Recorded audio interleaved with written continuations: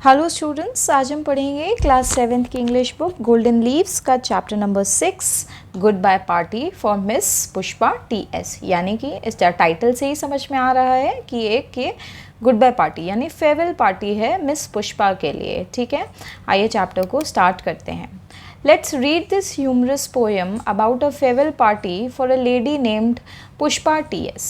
तो ये एक ह्यूमरस यानी कि बहुत जॉली नेचर वाली या फिर कह सकते हैं हम कि बहुत ज़्यादा कॉमिकल पोएम है जो कि एक फेयरवेल पार्टी के ऊपर है मिस पुष्पा के लिए।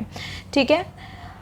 Friends, our dear sister is departing for foreign in 2-3 days and we are meeting today to wish her bon voyage।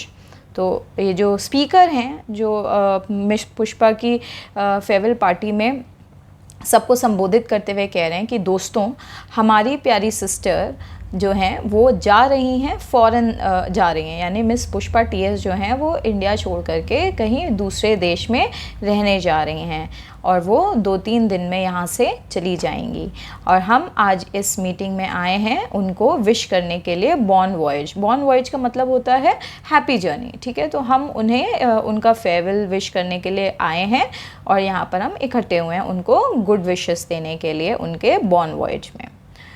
You are all knowing friends, what sweetness is in miss Pushpa. देखो यहाँ पर इस पूरी poem में हमें कहीं पर भी ग्रामेटिकली सही इंग्लिश का यूज़ होता हुआ नहीं दिखेगा और यही एक ह्यूमरस पार्ट है इस पोएम का। ठीक है, इस पोएम में करेक्ट इंग्लिश का यूज़ ही नहीं किया गया है। ये पोएम एक इंडियन बॉर्न जूइश राइटर ने लिखी है। तो इंडिया में अक्सर ऐसा देखा जाता है कि लोगों की इंग्लिश सही नहीं होती है और जिसकी थोड़ी बहुत ठीक होती है तो टूटी फूटी इंग्लिश बोल रहा होता है या फिर करेक्ट ग्रामर का यूज़ नहीं कर रहा होता है। तो इस पोएम में मेनली करेक्ट ग्रामर का यूज़ नहीं किया गया और इसीलिए भी ये पोएम एक ह्यूमरस पोएम कहला रही है। तो यहाँ पर ये बोलना चाह रहे हैं कि आप सभी जानते हैं दोस्तों कि मिस पुष्पा जो है वो कितनी ज़्यादा स्वीट हैं। ठीक है, इस बात से यही पता चलता है कि मिस पुष्पा जो हैं बहुत ज़्यादा स्वीट हैं। I don't mean only external sweetness but internal sweetness. फिर बोलते हैं सिर्फ ऊपर से मिस पुष्पा स्वीट नहीं है सबके सामने, वो तो अंदर वो दिल की भी बहुत स्वीट हैं। ठीक है, Miss Pushpa is smiling and smiling even for no reason but simply because she is feeling. अब मिस पुष्पा जो हैं उनका भी जॉली नेचर दिखाया गया है यहाँ पर कि मिस पुष्पा जो हैं उन जो नरेटर हैं जो उनके बारे में बोल रहे हैं उसको सुन करके सिर्फ स्माइल करे जा रहे हैं। ठीक है, वो कोई रीज़न भी नहीं है, वो फिर भी बहुत ज़्यादा स्माइल कर रहे हैं। इससे ये पता चलता है कि वो बहुत ज़्यादा स्वीट नेचर की हैं Miss Pushpa. Miss Pushpa is coming from very high family. Her father was renowned advocate in बुलसार और सूरत। फिर वो बताते हैं नरेटर कि जो मिस पुष्पा जो हैं वो एक बहुत ही रिच फैमिली से बिलोंग करती हैं। उनके फादर जो थे वो एक रिनाउंड एडवोकेट थे बुलसार या फिर सूरत में। वो बताते हैं कि उनके जो फादर थे वो बहुत ज़्यादा जाने माने एडवोकेट थे बुलसार या सूरत रीजन में। I am not remembering now which place, Surat. Yes, once only I stayed in Surat with family members of my uncle's very old friend. His wife was cooking nicely. That was long time ago. अब यहाँ पर क्या होता है, यहाँ पर जो narrator है जो अभी तक मिस पुष्पा के बारे में सारी बातें बता रहे होते हैं, जैसे ही सूरत का नाम आता है फिर वो डिस्ट्रैक्ट हो जाते हैं मिस पुष्पा की फेयरवेल पार्टी से और वो दूसरे बारे में बात करने लगते हैं। फिर वो जो उनके साथ जो घटना घटी होती है वो उसके बारे में डिस्ट्रैक्ट हो जाते हैं। ठीक है, तो ये भी एक ह्यूमरस नेचर बताया है नरेटर के बारे में इस पोएम में। ये भी एक ह्यूमरस पार्ट है जिसमें वो बताते हैं कि मेरे को ठीक से याद नहीं आ रहा है पर हाँ सूरत में मैं किस जगह रुका था, पर हाँ मैं सूरत में रुका था सिर्फ एक बार, वो भी अपने परिवार वालों के साथ। कहाँ पर रुका था मैं अपने अंकल के ओल्ड फ्रेंड के घर पर रुका था और उनकी वाइफ जो थी वो बहुत अच्छा टेस्टी खाना बनाती थी और ये बहुत पुरानी बात है। तो यहाँ पर इन्होंने ये पुष्पा के फेयरवेल पार्टी मिस पुष्पा के फेयरवेल पार्टी से डिस्ट्रैक्ट होकर के अपनी स्टोरी बताने लगे।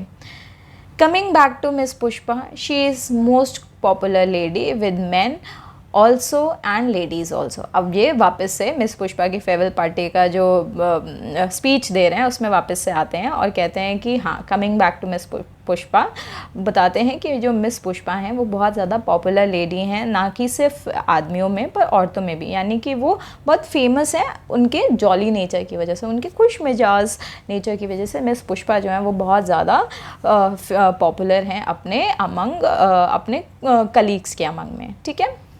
Whenever I asked her to do anything, she is saying, just now only I will do it.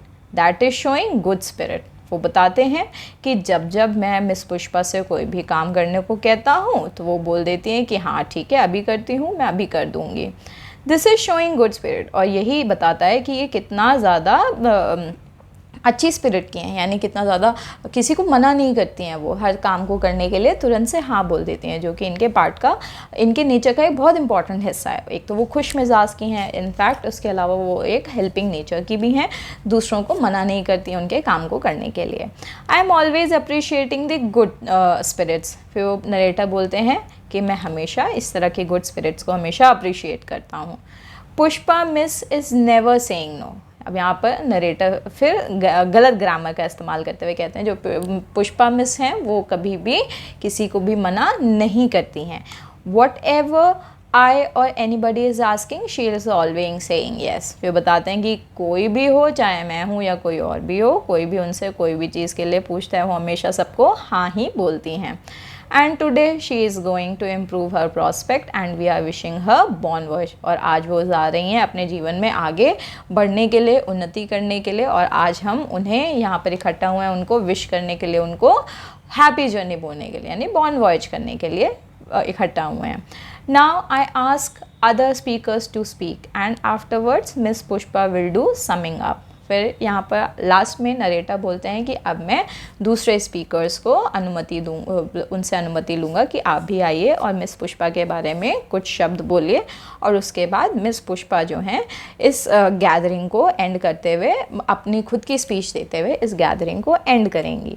तो स्टूडेंट्स, आई होप आपको इस चैप्टर की एक्सप्लेनेशन पसंद आई होगी। हालांकि ये चैप्टर बहुत छोटा सा है, बट इस चैप्टर में ह्यूमरस यही है कि किस तरह से एक नरेटर जो है वो कितने ह्यूमरसली इस पोएम को बोलते हुए, एक्सप्रेस करते हुए अपने विचार बता रहे हैं कि मिस पुष्पा जो हैं वो कितना ज़िंदा दिल हैं, कितनी खुश रहती हैं, और अब वो जा रही हैं, वो कभी भी किसी को ना नहीं बोलती हैं, वो हमेशा गुड स्पिरिट्स में रहती हैं, उनका बहुत अच्छा नेचर है, और इसीलिए सब लोग इकट्ठा हुए हैं उनको फेयरवेल विश करने के लिए। तो इस पोएम को लिखा है निज़िम एज़ेकियल ने। आइए पोएट के बारे में थोड़ी सी बातें जान लेते हैं। निज़िम एज़ेकियल जो हैं वो एक इंडियन बॉर्न पोएट हैं जो कि जूइश फैमिली से बिलोंग करते हैं। इसके अलावा इनको father of post independence Indian verse in English भी बुलाया जाता है। इनके कलेक्शन ऑफ बुक्स में बहुत सारी तरीके की पोइट्रीज़ हैं। इन्होंने अपना अलग अलग करियर भी बनाया है इंग्लिश टीचिंग में, जो कि इंडिया में, इंग्लैंड में और यूएसए में, ठीक है। तो students, this is the and.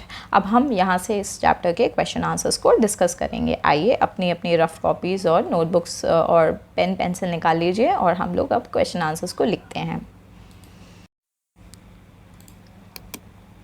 Answer these questions. What does the speaker say about Miss Pushpa's disposition? The speaker says that Miss Pushpa has both external and internal sweetness. She smiles frequently and for no apparent reason, showing her cheerful disposition. What is Miss Pushpa's family background? Miss Pushpa comes from a high status family. Her father was a renowned advocate in either Bulsar or Surat. How does the speaker get distracted during his farewell speech? The speaker gets distracted during his farewell speech when he recalls his past experience in Surat and his uncle's friends' family. How does the speaker consider to be showing good spirit? The speaker considers Miss Pushpa's willingness to say yes and not refuse any work as showing good spirit. Where is Miss Pushpa traveling to and why? Miss Pushpa is traveling abroad in 2 or 3 days to improve her prospects. Write the statement in the correct order as they occur in the poem. अब ये जो भी statements दी गई हैं, ये 4 points दिए गए हैं, इनको करेक्ट ऑर्डर में लिखना है। मिस पुष्पा, करेक्ट सीक्वेंस ये रहेगा, आइए नोट डाउन कर लेते हैं। Miss Pushpa is going abroad, पहला सी पार्ट रहेगा। Miss Pushpa is going abroad in 2 or 3 days, यानी फर्स्ट पार्ट इज सी। फिर सेकेंड पार्ट आता है Miss Pushpa is a sweet lady, जो कि ऑप्शन बी है, Miss Pushpa is a sweet lady. फिर ई पोर्शन आता है, the speaker had one stayed in Surat, जो कि ई पार्ट है। फिर then the last part is A, Miss Pushpa does not refuse any work that is given to her. Sorry. Another option, Miss Pushpa will address the gathering. Now these are the all options. Correct sequence of this is C, B, E, A, D. Write down C, B, E, A, D. Read these extracts from the poem and answer the questions with reference to context. Friends, our dear sister is departing. Who is being addressed as dear sister? When is she leaving? Miss Pushpa is being addressed as dear sister and she is leaving in 2 or 3 days. What is the occasion for the speech? The occasion for the speech is a farewell gathering to wish Miss Pushpa bon voyage. How does the speaker describe Miss Pushpa's demeanor? The speaker describes Miss Pushpa's demeanor as always cheerful and smiling. Quote the lines that show Miss Pushpa is a cheerful person. The lines Miss Pushpa is smiling and smiling even for no reason but simply because she is feeling show that Miss Pushpa is a cheerful person. I am not remembering how now which place Surat. Who, in your opinion, is the speaker of the poem? The speaker of the poem is not explicitly mentioned, but it seems to be one of Miss Pushpa's colleague or friends. What has the speaker earlier said about Miss Pushpa's family? The speaker mentioned that Miss Pushpa comes from a high status family and her father was a renowned advocate. With whom had the speaker stayed when he was in Surat? What is humorous about the situation?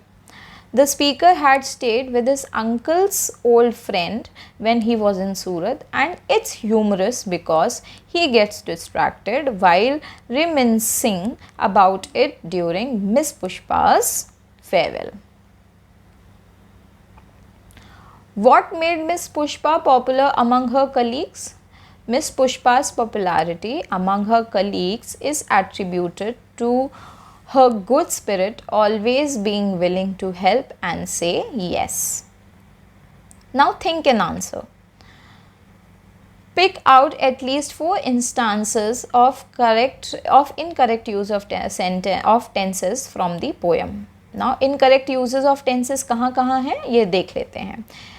अब ये statement है, इसमें क्या correct होना चाहिए, ये इस bracket में लिखा रहेगा। Miss Pushpa is coming from very high family, तो यहाँ पर कमिंग की जगह पर miss Pushpa should be comes और कम्स फ्रॉम, यानी miss Pushpa comes from very high family या फिर miss Pushpa comes from a very high family. ठीक है, आगे चलते हैं।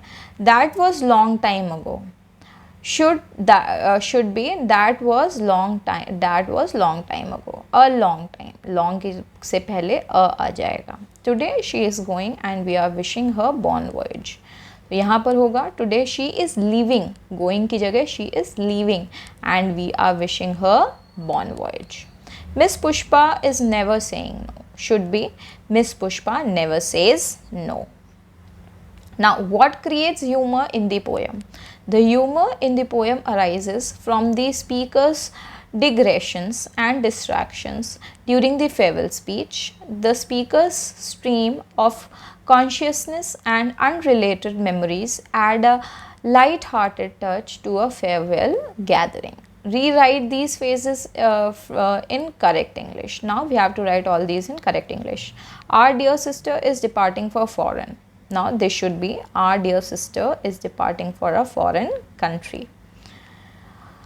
Once only I stayed in Surat. So correct will be I stayed in Surat only once. Now C part. His wife was cooking nicely. His wife was cooking deliciously. Instead of writing nicely, we will write deliciously.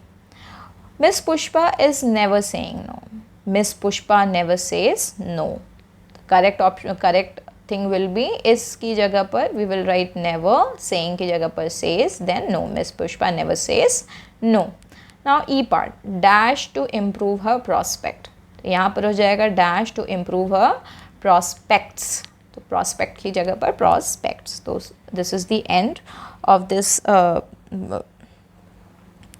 chapter. I hope you all have learned this chapter and I hope you all have written all the question answers related to this chapter. अगर आप लोगों को ये chapter का explanation और इसके question answers सही से समझ में आ गए हैं तो please do like my video and share it with all your friends and please subscribe to my channel if you are watching this video for the first time. Thank you so much.